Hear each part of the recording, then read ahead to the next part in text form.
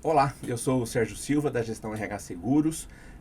Este é o Benefício em Pauta e a pauta de hoje é atrair e reter talentos na sua empresa. Para esse tema de hoje, eu trouxe a Carol Marcucci, que é uma especialista nesse assunto, né? Sabe muito e lida no dia a dia com esse tema. A Carol Marcucci é fundadora da CMA Executive Consultoria de RH. Ela é psicóloga e especialista em análise comportamental e possui diversas formações e ferramentas na área de gente e gestão, com foco em treinamento e desenvolvimento de pessoas, liderança e planejamento estratégico da área de people. Tem mais de 15 anos de atuação, passou por grandes consultorias renomadas e multinacionais e, em 2017, fundou a CMA Executive. Hoje, junto com ela trouxe a diretora comercial da CMA Executive, a Ellen Soares, que chegou com a responsabilidade de expandir os negócios de recrutamento e seleção da consultoria. A Ellen também é psicóloga e atuou em grandes consultorias, é especialista em gestão de negócios com foco em desenvolvimento de parcerias e conexões estratégicas. Bom, para esse assunto então de hoje, né, que é atrair e reter talentos na sua empresa, eu trouxe a Carol e a Ellen para falar com a gente um pouco sobre isso. Primeiro, Sérgio, quero te agradecer aí pelo convite. Sem dúvida alguma, é muito importante a gente poder contribuir, né, para o desenvolvimento das empresas. Uma das nossas missões aqui na CMA é a gente poder realmente, né, levar conhecimento e trazer melhoras para o desenvolvimento de todos aí dentro das empresas. Legal, muito bom. Muito obrigada pelo convite, com certeza, né, fazendo das palavras da Carol as minhas, conectar cada vez mais os propósitos das pessoas ao que a gente busca. Bacana.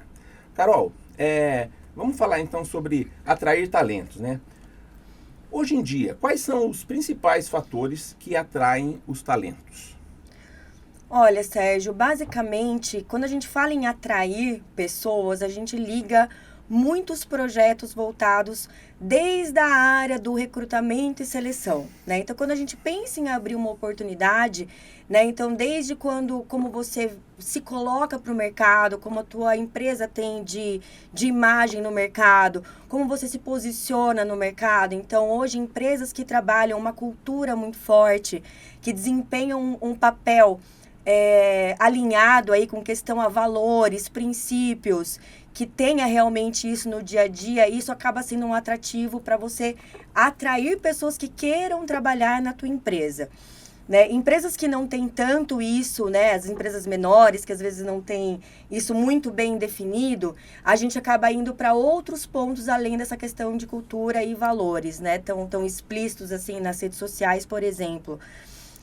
Isso atrela processos de onboarding, né, onde a gente tem uma atração de treinamentos, de planos de carreira, de plano de desenvolvimento individual. Então, tudo isso atrelado a uma integração bem estruturada, que isso com certeza faz parte aí de um dos projetos de atração de candidatos. Os próprios pacotes de benefícios, isso hoje, sem dúvida, é um ponto de atração, né? Então, quando a gente fala de benefícios, por exemplo, pós-pandemia, né? A questão de um plano de saúde, isso é fundamental hoje para as pessoas poderem também se sentirem atraídas para participar, por exemplo, de um processo de seleção. Você está dizendo, então, que as empresas, né, elas têm esse olhar, mas pelo que você está dizendo,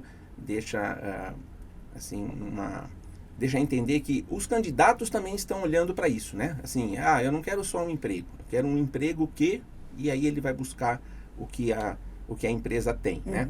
Então, a gente pode dizer, por exemplo, que o pacote de benefícios, ele pode ser, assim, um atrativo, né? E a empresa pode utilizar de uma forma estratégica para atrair aquele bom candidato. É isso? Sem dúvida. Hoje a gente tem aí um movimento de geração muito expansivo, né, dentro das organizações. Então, quando a gente olha, né, desde da geração que está chegando aí, com seus 18, 19 anos, e a gente pega aí as pessoas de 50, 60, 70 anos que estão dentro das organizações, a gente vê propósitos no trabalho de forma diferente, né? Então, por exemplo, as empresas que elas abrem, né, essa possibilidade, quando a gente fala, por exemplo, de benefícios flexíveis, né? O que cada profissional tem hoje de necessidade. Porque, por exemplo, às vezes você tem uma empresa que ela tem auxílio creche, auxílio para a escola, né? Para as crianças, e tem as pessoas que optam por não ter filhos. Né? Então, não é um benefício que para ela faz sentido. Né? Então, assim, auxílio de Gympass, por exemplo. Tem gente que gosta de fazer exercício físico, tem gente que não.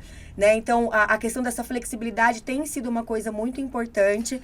Mas a escolha, né, de você ter pelo menos um pacote de benefícios básicos, que aí incluiria um vale-refeição, uma assistência médica, né, o seguro de vida, que normalmente é obrigatório, né, isso faz realmente com que as pessoas elas se sintam cuidadas, né? Isso não importa a geração, né? Acho que essa questão do cuidado é um ponto que é positivo para qualquer pessoa que busca hoje um novo projeto. Você falou a respeito das gerações que se encontram dentro da mesma organização, né? Então, a gente tem lá os jovens, né? Como você disse, 18 anos, 19, 20 e poucos anos, e aqueles que já estão com uma carreira mais consolidada no sentido da experiência, né? Com mais idades, né? Então, nós podemos dizer assim que o RH precisaria olhar de uma forma que ele precisa atrair os novos e atender aqueles, né, os novos profissionais, né, e ainda atender às necessidades daqueles que não têm as mesmas vontades ou os mesmos interesses desses novos profissionais. Então, isso é uma questão também que o RH acaba lidando com isso?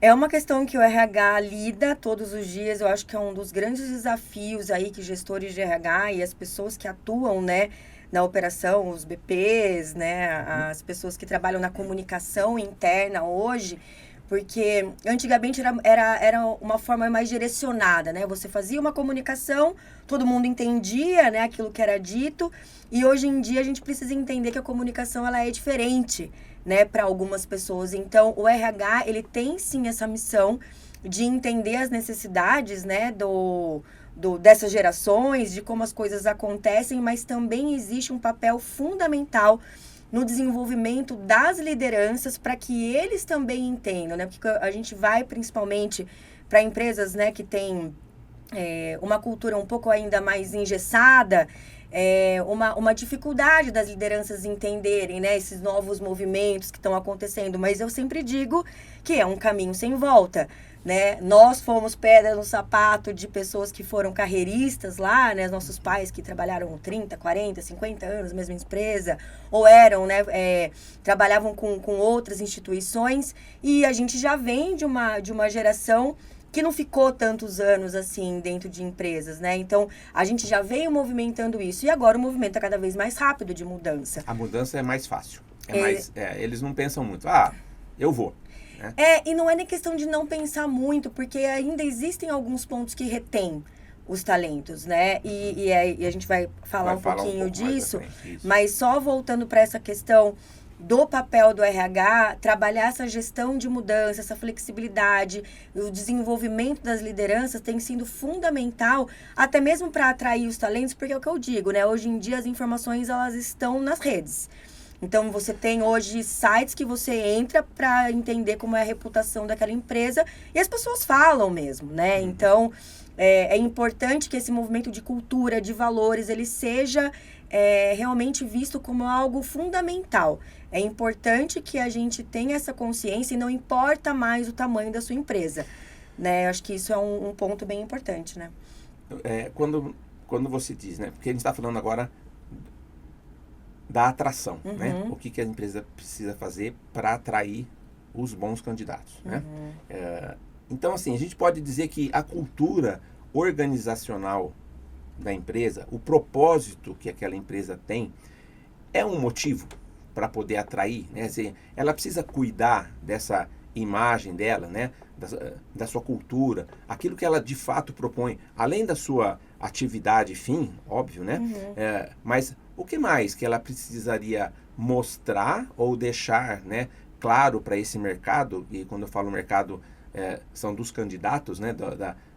Das pessoas que podem se candidatar a uma determinada vaga. O que ela pode mostrar, o que ela deveria construir de uma imagem para ser uma empresa que atraia bons candidatos? Então, como eu disse, a questão da cultura hoje, existe uma pesquisa que 73% das pessoas nível mundial hoje escolhem movimentações por conta de cultura e valor, né? Existe uma frase que a gente fala muito, que a gente contrata pelo técnico e demite pelo comportamental, mas esse comportamental, às vezes, não é que o candidato não soube, falou uma coisa que ele era e no dia a dia ele foi outra coisa. Às vezes está muito mais ligado da minha análise de não entender que aquele candidato, tecnicamente, ele cabe muito bem na minha equipe.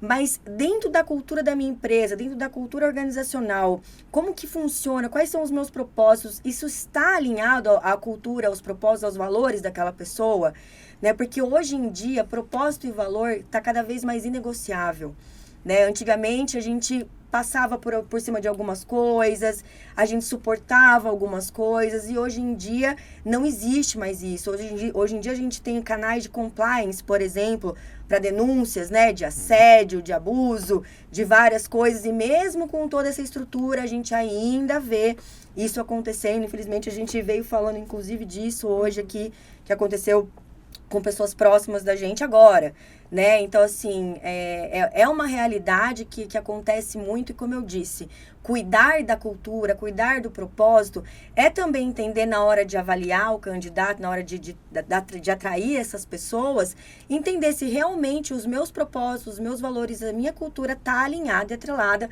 à daquele profissional também. A cultura, ela está ligada também ao incentivo de colaboração, né? Então, incentivar a colaboração das pessoas, a saúde mental, a prática de exercícios, tudo isso hoje são perguntas que os candidatos nos fazem. Né? Se a cultura da empresa, ela se importa com as pessoas, não só na questão de diversidade, de inclusão, mas de fato de ter pessoas na liderança que desenvolvem e que apoiam no crescimento dessas pessoas internamente e não só no número. Né? A meta existe, né, em todas as empresas, mas ela tem que ser além da meta. O propósito precisa ser maior. Então, com certeza, está totalmente ligado à cultura. Uma coisa, você falando agora, você me fez lembrar uma vez, eu como corretor, estou sempre, né, falando no RH das empresas, e eu estive no RH de um supermercado, e eu estava esperando, né, para ser atendido e tal, e eu estava dentro do RH já. Nisso entrou uma pessoa, né? Depois eu entendi quem era, e ela começou a fazer uma massagem